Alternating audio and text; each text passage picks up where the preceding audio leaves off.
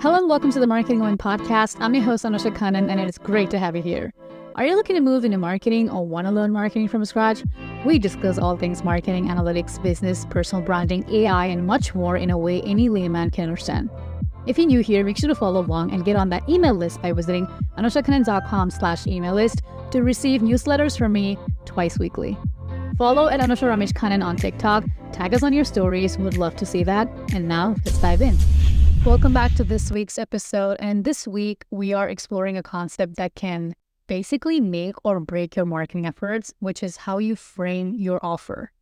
Framing is one of the most powerful tools in marketing, and it's all about presenting your value in a way that makes sense to the buyer.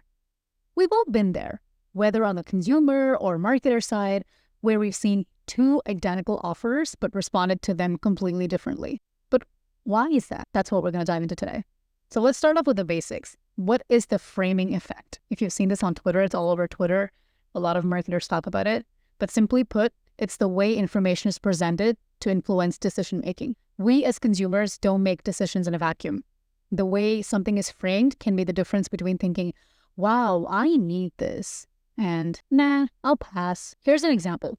Imagine you're shopping and you see two promotions for the same product. One says you're saving $50, and the other says get 10% off. It's the same offer, right? But saving $50 feels more tangible and more valuable than a percentage, even if they mean the same thing. I don't know about you, but I would rather go for the $50 one than the 10% off because 10 in numbers just seems much less valuable. It's just how the brain works. And as marketers, we need to understand that buyers are always interpreting the information we give them. So how you present your offer can influence how it's received and whether it feels valuable. Which brings me to our first key takeaway. Framing can directly impact a buyer's decision to engage with your offer.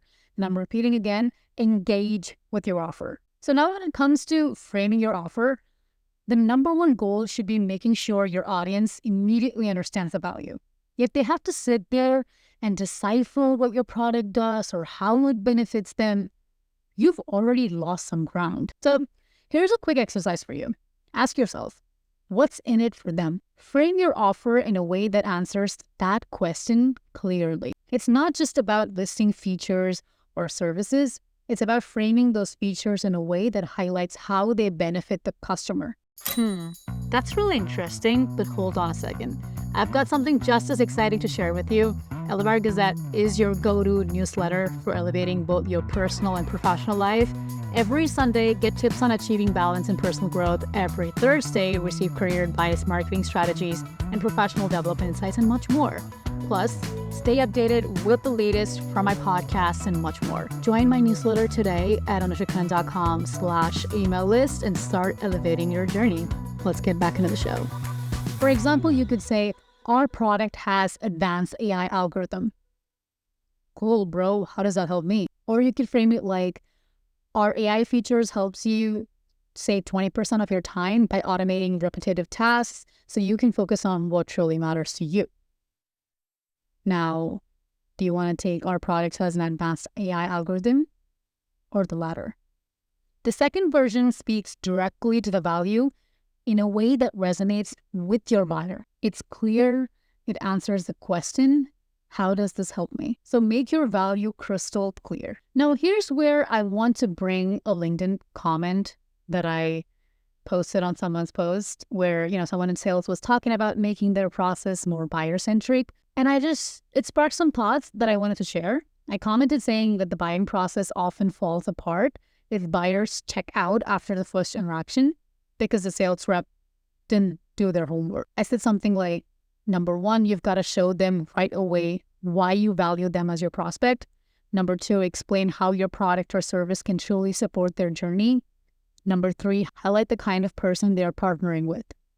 In that comment, I was talking about framing your offer around the buyer's journey. You're not just selling a product. You're selling how the product makes their life or business or workflow easier. Especially in B2B marketing, buyers are looking for solutions that fit into a bigger picture. This is why case studies can be so powerful.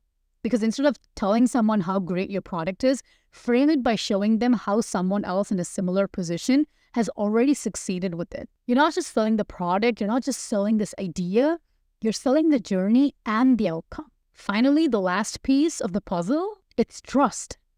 People don't just buy from companies. They don't care about your logos. They buy from people. And those people need to feel like they can trust you. So when you frame your offer, it's important to highlight not only the value, but also who they are partnering with. Because you can be B2B, you could be B2C, you're still dealing with people at the end of the day. So share your team's expertise, your mission, why solving their problem matters to you. And remember, it's just not about these product features. As I talked about like my LinkedIn comment, it's about creating trust and value from the very beginning of the buyer's journey.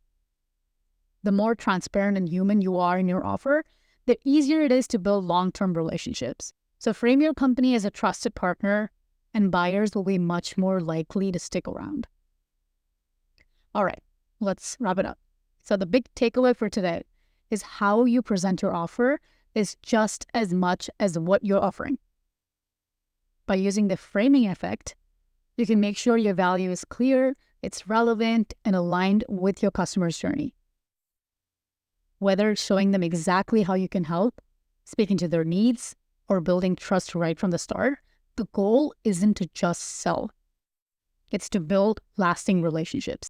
That was very intense for me. I don't know about you, but that was very intense for me. Like, I just had to get that off of my chest. But that's all I got for today's episode. That's it for today. Hope you find it useful. Please feel free to reach out to me on LinkedIn or email me at anusha@anushakanan.com. Follow me on LinkedIn to never miss my journey, and I'll see you in the next episode. Peace.